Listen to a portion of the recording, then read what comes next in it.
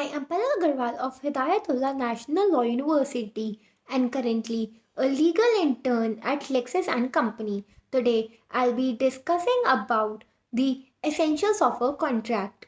A contract is mentioned in section 2H of the Indian Contract Act 1872 and it means that it is an agreement which is enforceable by law. There must be two parties to a contract. A person cannot contract with himself.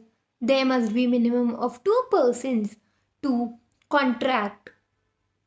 One person should be there making an offer and the other person must be there to accept the offer. The parties can be natural persons or other persons having a legal existence like a company or a university. The parties must intend to create legal relationship between them.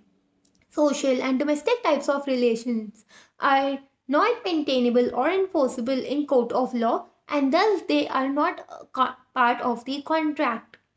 In certain cases, the contract must be in writing.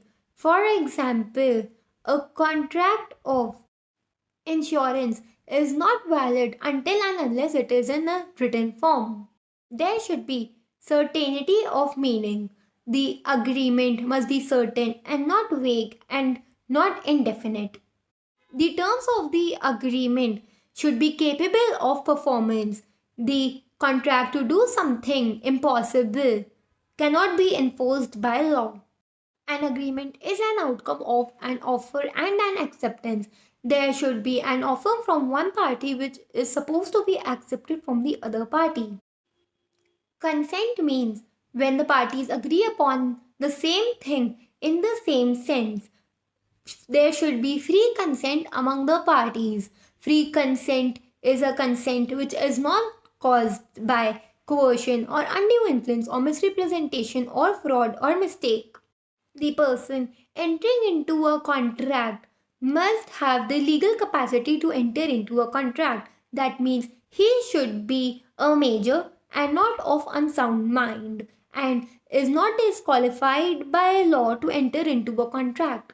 Consideration means something for something. There should be a consideration in the contract which should be lawful in nature.